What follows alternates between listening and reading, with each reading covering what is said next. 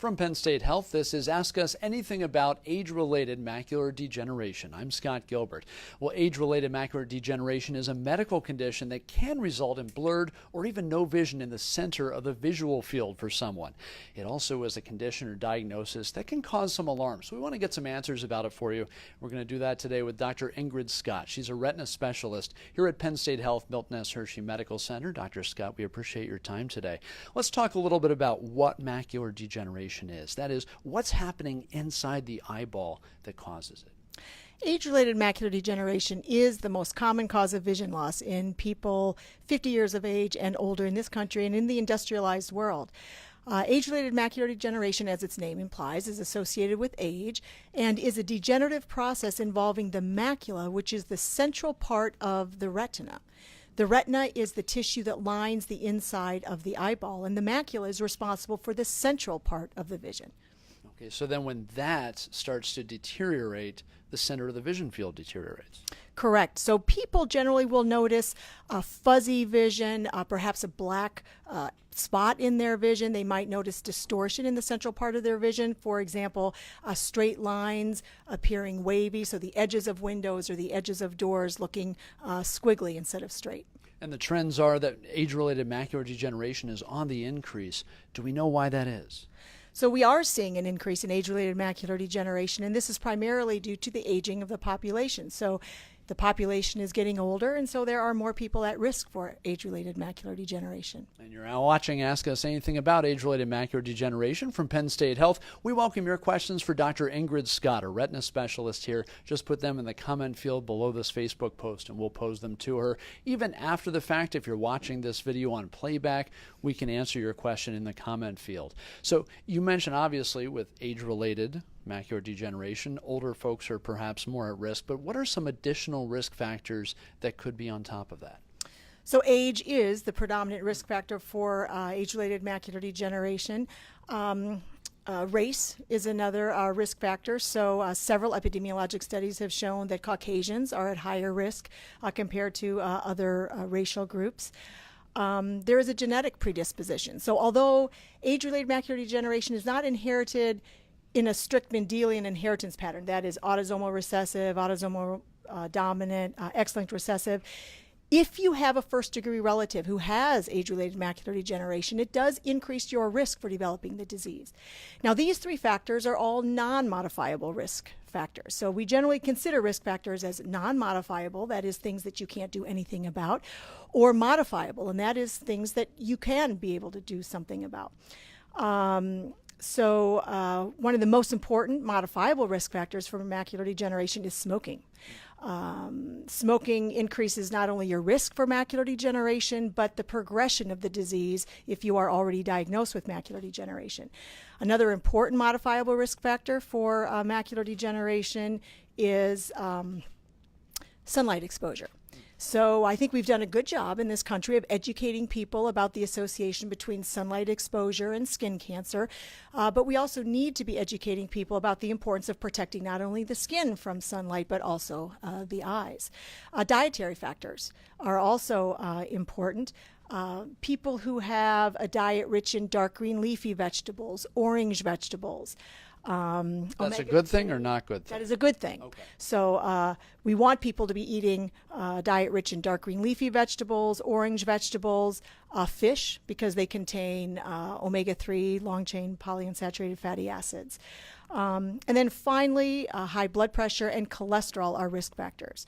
So we would recommend that people control their hypertension and high cholesterol. And when it comes to those modifiable factors like hypertension, like you mentioned some of the others, are those things that even after someone is diagnosed, they should take care to try to control? Yes. So they are associated not only with an increased risk of getting the disease, but the progression, the rate at which the disease will advance. You're watching Ask Us Anything About Age-Related Macular Degeneration from Penn State Health. I'm Scott Gilbert alongside Dr. Ingrid Scott, who welcomes your questions. And also, we welcome your sharing of this Facebook post on your page to help us get this information out to even more people. And you mentioned a couple of the signs and symptoms. I want to see if anybody watching this video may think, uh-oh, that sounds like me, but does it have any symptoms that that may mimic other things, or vice versa? Other conditions may seem like this when it's not? Yes. So I think as people get older, sometimes they assume that a gradual blurriness of their vision, a decrease in perhaps color perception, they automatically assume that this is due to just aging or perhaps a cataract. But it would be recommended that they come in and be evaluated, because these could be signs of macular degeneration as well. And how is it diagnosed? What is that process that you follow as a physician? So age-related macular degeneration can be diagnosed on the basis of a dilated retinal examination. Now, the eye doctor may also want to perform some ancillary tests such as fluorescein angiography, which is basically injecting a yellow dye into the vein in your arm. That dye will then go to the little blood vessels in the eyes, and images are taken, and we can look for abnormal blood vessel development, which is seen in the advanced stage of macular degeneration, or wet macular degeneration. Another test that the eye doctor may want to perform is a non-invasive test. It's basically a special kind of a photograph. It's called OCT, or optical coherence tomography, and it provides the retina specialist with a cross-sectional image of the retina, so that the eye specialist can see, are there the signs of dry macular degeneration, which are these little yellow deposits called drusen? Are there the development of abnormal blood vessels that are leaking? So the cross-sectional image would basically show leakage of fluid into the retina. And as you mentioned, there are different types. There's dry and wet macular degeneration. What's the difference there?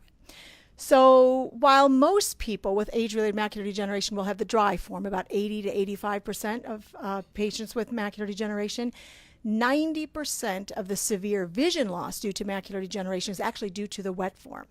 So when you think of stages of macular degeneration, you can think of dry versus wet, and we can talk about that first, but you can also talk about early, intermediate, and advanced. So dry can turn into wet down the road? So dry macular degeneration is characterized by deposits of yellow material underneath the retina. This accumulation of material then basically interferes with the ability of the retinal cells to receive the nutrients they need, and it leads to loss of cells. The wet form of macular degeneration is when there is the growth of abnormal blood vessels underneath the retina. So first of all, the blood vessels shouldn't even be there. And second of all, because they're abnormal, they're not stable. They're friable, they leak fluid, they bleed, and so that can result in vision loss. Now, in terms of severity, you can think of it in terms of early, intermediate, and advanced macular degeneration. So early macular degeneration would be the presence of small drusen. Drusen, again, are those little yellow deposits that I mentioned earlier underneath the retina. Intermediate macular degeneration is characterized by extensive intermediate-sized drusen, or maybe one or more large drusen. And then advanced macular degeneration would be either the presence of more extensive tissue damage, which results in basically a loss of vision, or black areas of vision called geographic atrophy, or the development of wet macular degeneration. Wet macular degeneration, by definition, is advanced macular degeneration. So obviously the goal is to catch it early, because that increases the chances of successful treatment. So what are the best ways to detect it early? So an important feature would be to make sure that you're getting a dilated retina exam at least once a year. If your eye doctor then sees risk factors for macular degeneration, if your eye doctor sees the development of drusen or perhaps some pigmentary changes, they may want to have you have a dilated retina exam more often, but at least you want to make sure you get a dilated retina exam at least every year. The eye doctor may provide you with what's called an Amsler grid, which is basically a grid of, it's almost like a checkerboard of black lines, vertical and horizontal lines on a white piece of paper. There is a dot in the center, and your eye doctor may recommend that you look at this piece of paper, look at the central dot, and make sure that the lines, that the checkerboard around that dot are nice and straight.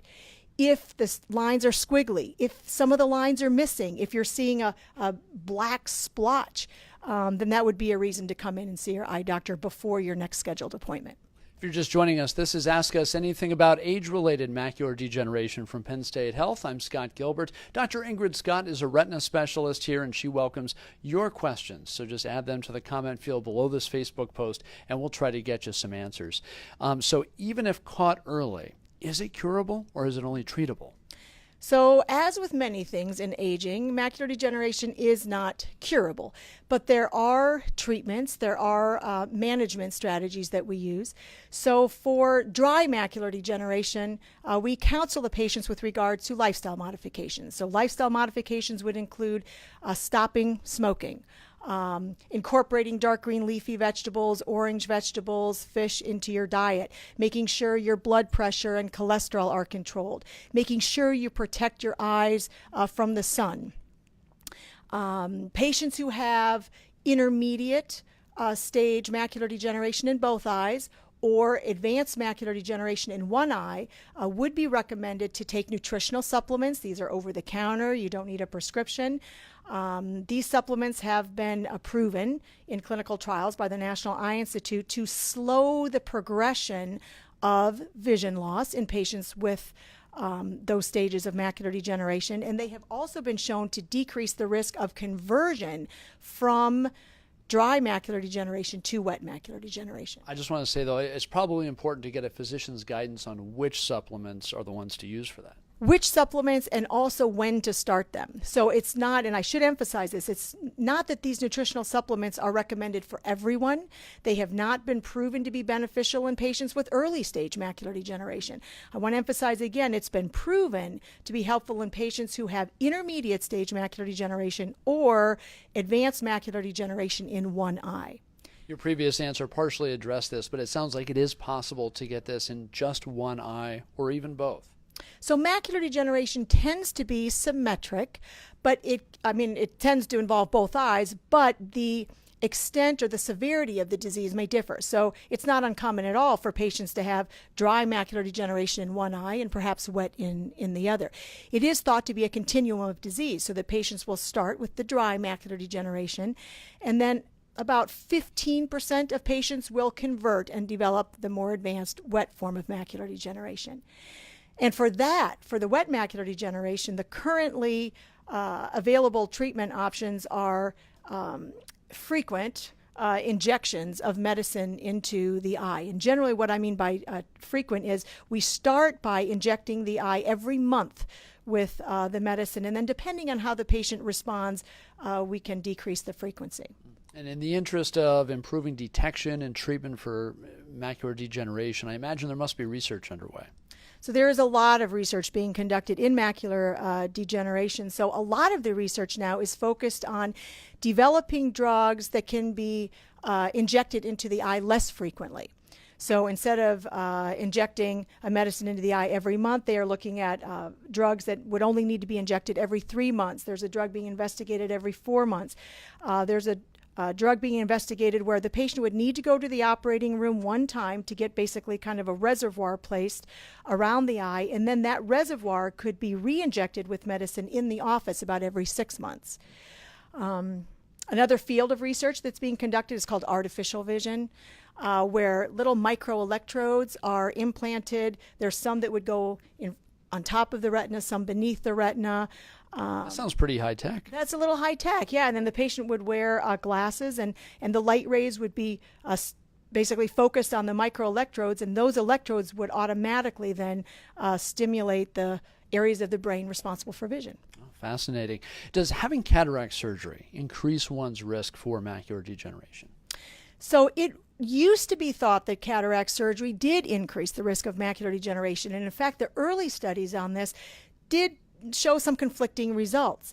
The study that I had mentioned earlier by the National Eye Institute that demonstrated the benefit of the nutritional supplements looked at this, and of course they studied thousands of patients, and they concluded that cataract surgery does not increase the risk of macular degeneration. And the hypothesis is that the reason there was some controversy in the literature earlier is that some of the patients before cataract surgery had macular degeneration, but because of the presence of the cataract, it wasn't seen, it wasn't detected, and once the cataract was taken out, then the age-related macular degeneration could be diagnosed. So it was more of a matter of when it was detected that kind of led to that conclusion. So now it is not felt to, age-related macular degeneration is not felt to be a contraindication to cataract surgery. We've covered a lot of good information here. Anything else you want people to know if they're watching this video and they're thinking, you know, this might be me, this might be a relative, I want to learn more? I would just recommend, if there's any concern at all, that they really have a dilated retina exam.